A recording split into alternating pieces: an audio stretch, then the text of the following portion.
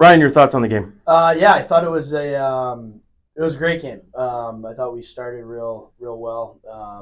Got a little lapse there at the beginning of the second through the second period, but I thought it was good. It was chippy. Those games usually aren't, but it was a little chippy, and I think our guys, play with a lot of passion generally, and certainly after the last homestand we had at Cavelli, I think they had a little something to prove here in front of our fans. It was a great crowd, and I think they wanted to make sure to let everybody know that they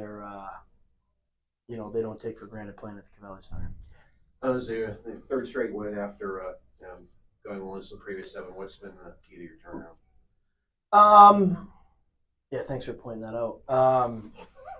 No, it was. I think for us, I hate to say this, but I think it was a little bit circumstantial, that 7 game winless streak, which I'm embarrassed to say, but I thought it was a little bit circumstantial. We had a game where we had to play with 4 defensemen. We had some guys missing for the BioSteel game, which I'm not sure why. Anyway, it doesn't matter. But I think a little bit was circumstantial, a little bit was self-inflicted. I thought our team probably felt real good going into Christmas, and then came back and was a little bit complacent. And when that happens, and you have to turn things around pretty quick, it's tough to dig out of that. So, while certainly we were in a rut, I think that is good to go through. I think that anytime you're in a negative situation, you learn from it. At least I hope you do. And in that situation, I think that our guys really understood how hard it is to win, and I think we'll be better for it. Ryan, Daniel Yanchko, 2 more goals for you tonight. He's just continuing to perform ever since you brought him in. Yeah, I think Daniel, the challenge I had for Daniel the last little bit was to be harder 5-on-5, to make more of an impact 5-on-5. And I think he's starting to understand that if he wants to do what he wants to do in this game, he has to be committed big time 5-on-5. And he's a real special player. He's a great kid. He wants to learn, and he wants to get better. And he works real hard. So he has been outstanding. When you look at like bringing in a midseason acquisition and like Daniel, like Marty Misiak, there's an adjustment period. Like people forget these guys are leaving in the middle of the year, flying a long way from home, and the language barrier, the getting adjusted to a new town, a new family, a new billet. There's going to be a high right off the bat, then there's going to be a little dip, and then now I think Daniel's finding his footing.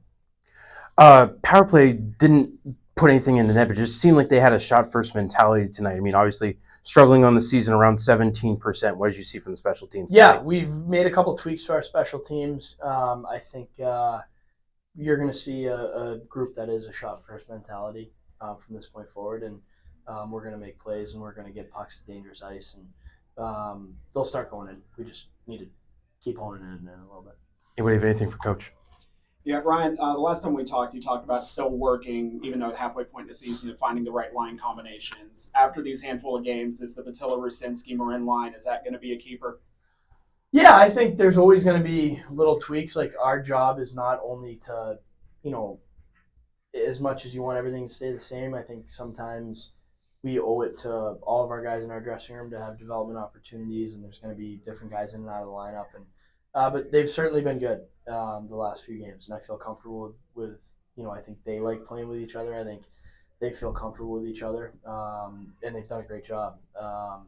We're starting to get a little bit more consistency throughout our lineup, which is nice. The first 28 games, we had none of the same players every night, and it was a challenge. And I think I'm a better coach for going through it, that's for sure. And but now we're starting to get a little consistency, and I think you'll see a little bit more of that down the stretch.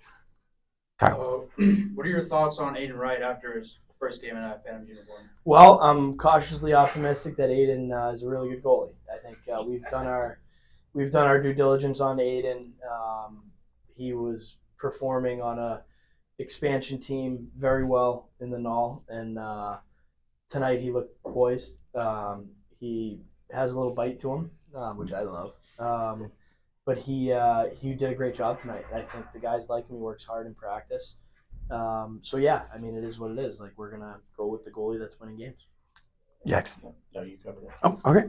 Anybody else? Yeah, Coach. The one thing I was just gonna want to ask you was, when a new goalie comes in, there's always some type of feeding off of that. Did you kind of see the players feed off of when Aiden came in tonight?